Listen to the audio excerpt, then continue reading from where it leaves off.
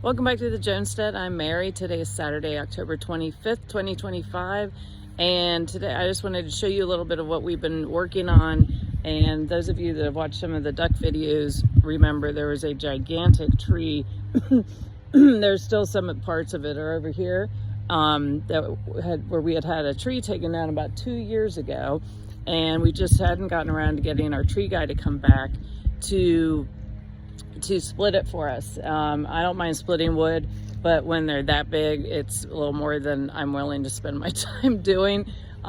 So we've been taking the wood that was split in here, and then this is just part of it, you can see, and we're moving it over to another section of the property, and so that I can get the duck area cleaned up, and also I'm going to section off part of it in the spring so I can have some of the garden back, and they just have to deal with not living on how many acres they have right now.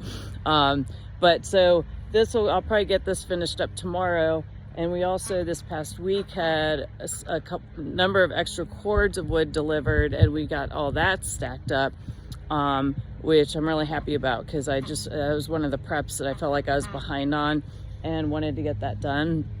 So, and just in general, making sure, from what I'm hearing, it's going to be a pretty cold, at least cold winter, if not a snowy one. And if there's a power outage, we do have a generator, but it's always nice to have wood for your fire, or even if you have a wood stove, which we do not. But I just saw an article this week on, I think it was WTKR in Richmond came out, and it was the National Energy Assistance Directors Association, and they came out with a report stating that consumers should expect an 8% increase in their energy bills this winter. So the average energy bill is going to be $1,200 per household, which is significant. So that 8% may not seem like a lot, but on top of everything else, when you're adding that into your household budget, it's very difficult. And this article actually went into talking about how the percentages of people that owe money to the power companies. And I'm probably going to do a deep dive on that, because I thought that was very interesting and something I think is important that we should all be aware of. But so I'm happy to get moving on this. And I also, just as far as preparations go, wanted to really remind people, we've all been seeing the reports about the potential of the EBT cards not being funded on November 1st, which they won't be unless our illustrious representatives can get their acts together and come to an agreement so they can open the government again to fund these programs. But in the event they don't, I'm in Virginia. Our governor has issued a state of emergency, so our state will be funding the EBT payouts for, I'm not sure how long he's going to be willing to do it, but it'll be paid out of our emergency fund for now. So that hopefully will ease some of the tensions in Virginia.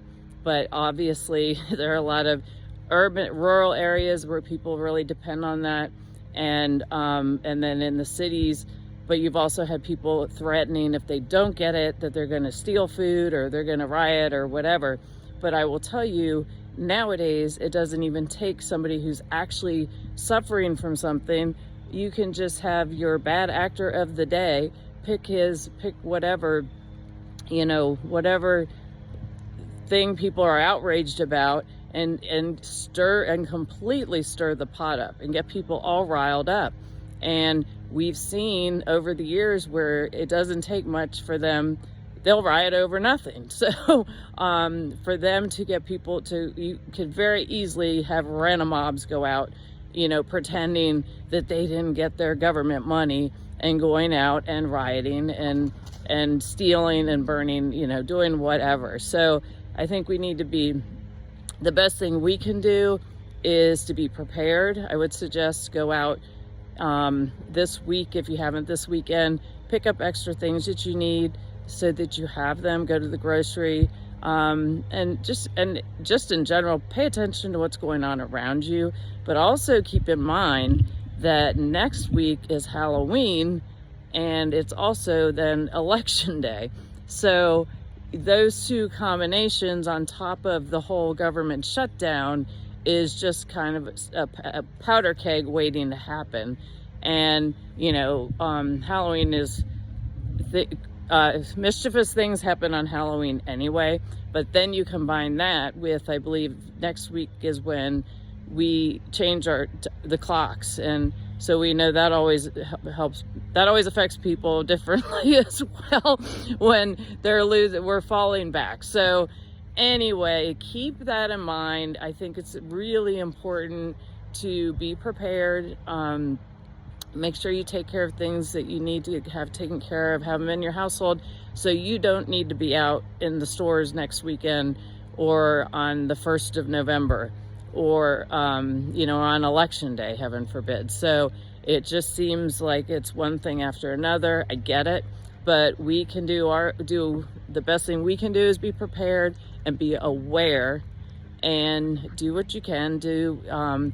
Learn how to defend yourself. But truly, right now, I would say the biggest thing is get out, pick up things that you need today, and so you have them, so you don't need to be out if there are issues going on next weekend. So anyway, I hope you found this helpful. I look forward to talking to y'all again soon. Have a great day.